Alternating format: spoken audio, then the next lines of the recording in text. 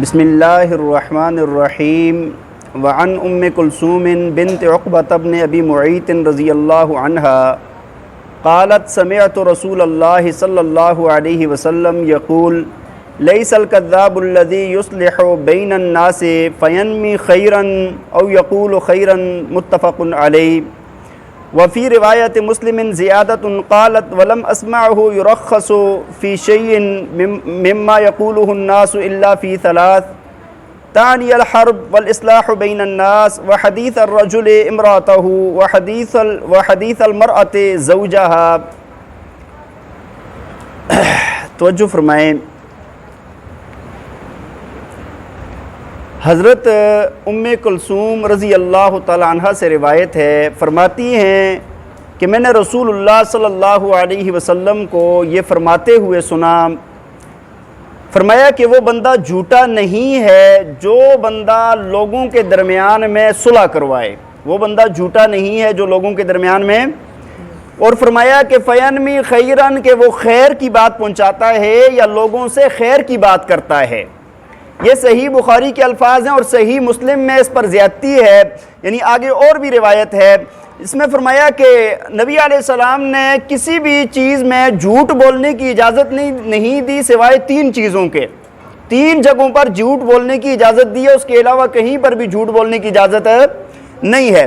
فرمایا ایک تانی الحرب، پہلی بات ہے کہ لڑائی کے اندر بندہ جھوٹ بول سکتا ہے، جب کفار کے ساتھ جنگ چل رہی ہو تو اس وقت کیا کر سکتا ہے، جھوٹ بول سکتا ہے۔ والاصلاح بین الناس، اور فرمایا لوگوں کے درمیان میں صلح کرانے کے لیے بندہ جھوٹ بول سکتا ہے، اور فرمایا کہ وحدیث الرجل امرأتہ، اور بندہ اپنی بیوی کے لیے جھوٹ بول سکتا ہے، اور آگے فرمایا کہ بیوی اپنے خاوند کے لیے جھوٹ بول سکتی ہے۔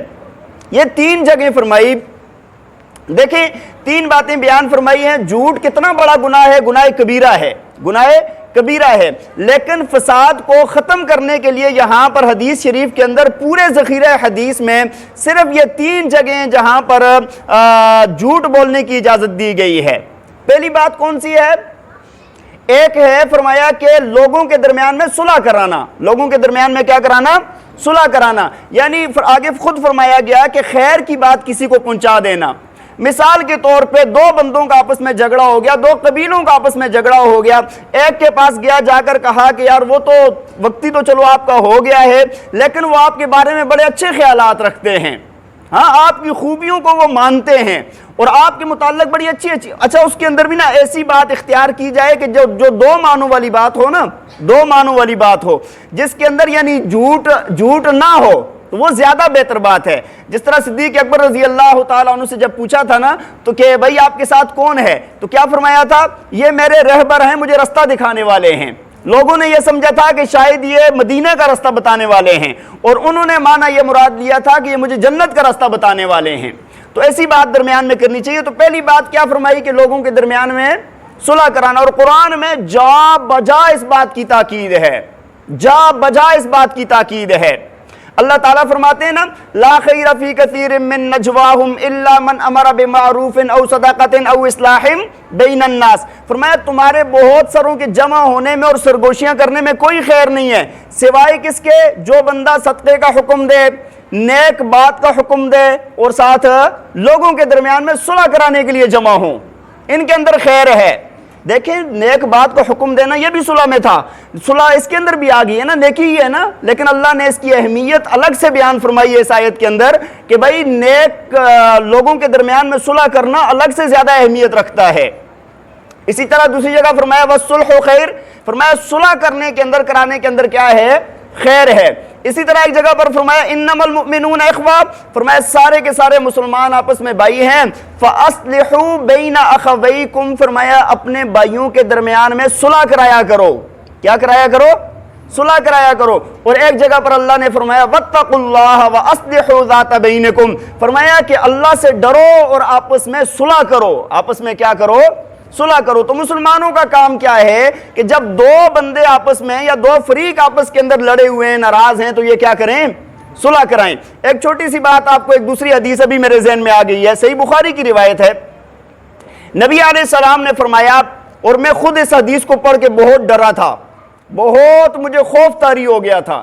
اللہ کے پاک پیغمبر نے فرمایا کہ جو بندہ کسی سے ناراض ہوا اور پھر ناراضگی میں ہی اگر وہ مر جاتا ہے تو وہ جنت میں داخل نہیں ہوگا، وہ بندہ جنت میں داخل ہے۔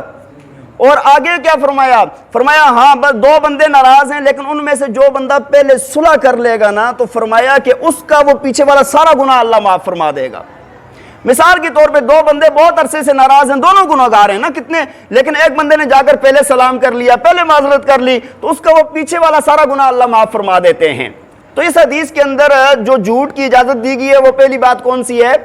2 بندوں کے درمیان میں صلح کرانا۔ اور دوسری بات بیان فرمائی ہے کہ لڑائی کے اندر مطلب جو اپنا فریق مخالف ہے اس کو دھوکہ دینا، لڑائی کے اندر، جنگ کے اندر اس کو اپنی باتوں سے باخبر نہ رکھنا یا اس سے جھوٹ بول دینا، یہ وہاں پر اجازت ہوتی ہے تاکہ مسلمانوں کو شکست نہ ہو کفار سے، ٹھیک ہے جی۔ اور تیسری بات فرمائی کہ خاوند کا اپنی بیوی کے لیے جھوٹ بولنا اور بیوی کا اپنے خاوند کے لیے جھوٹ بولنا۔ دیکھیں یہاں پر بھی اللہ تعالیٰ اس رشتے کی اللہ کے ہاں کیا اہمیت ہے۔ اللہ کی ذات یہ چاہتی ہے، اللہ کے پاک پیغمبر یہ چاہتے ہیں کہ بھائی میاں بیوی کا رشتہ مضبوط رہے، اس کے درمیان میں کوئی بھی دراڑ نہ آئے۔ تو بھائی اس کے لیے کوشش کرنا کہ بھائی میاں بیوی آپس میں خوش رہیں، اور میاں بیوی کو خوش کرنے کے لیے اور بیوی میاں کو خوش کرنے کے لیے، یا بعض دفعہ فساد کا ڈر ہے تو وہاں پر جھوٹ بولنے کی کیا ہوتی ہے؟ اجازت ہوتی ہے۔ اور ایک چیز میں آپ کو اور بتا دوں، یہ نہ بعض لوگوں کی عادت ہوتی ہے نا اسے کھرچنے کی، اور بھائی بیویوں کے ساتھ یہ کھرچنے کی کوشش نہ کیا کریں۔ کچھ جو بات سامنے آ جاتی ہے ٹھیک ہے، جو اچھی نہیں ہے منع کر دیں، ٹھیک ہے جی، اور جو اچھی ہے اس کا کہہ دیں۔ اور بعض دفعہ ہم نے یہ حکم دیا تھا ایسے کیوں نہیں ہوا، اور پھر کھرچیں گے، نہیں نہیں نہیں یہ بھی ہوا ہے، یہ بھی ہوا ہے، یہ بھی ہوا ہے۔ فرشتہ تو نہیں ہے نا یار، ہاں وہ بھی اللہ کی بندی ہے، ہاں تو ایسے آپ بیویوں کو بھی نہیں چاہیے کہ وہ خامدوں کا اس طرح کریں۔ بعض جگہوں پر یہ بھی کیس آتے ہیں۔ تو بھائی ایک دوسرے کے لیے جھوٹ بولنے کی یہاں پر کیا ہے؟ اجازت ہے کہ بیوی میاں کو خوش کر سکے اور میاں بیوی کو خوش کر سکے۔ تو اس حدیث کے اندر ان 3 باتوں کا ذکر فرمایا گیا ہے۔ پہلی بات لوگوں کے درمیان میں صلح کرانے کے لیے، دوسری بات لڑائی میں، اور تیسری بات کیا فرمائی گئی؟ میاں بیوی ایک دوسرے کے ساتھ ہے، ایک دوسرے کی رضا حاصل کرنے کے لیے جھوٹ بول سکتے ہیں۔ اللہ تعالی ہمیں عمل کرنے کی توفیق عطا فرمائے۔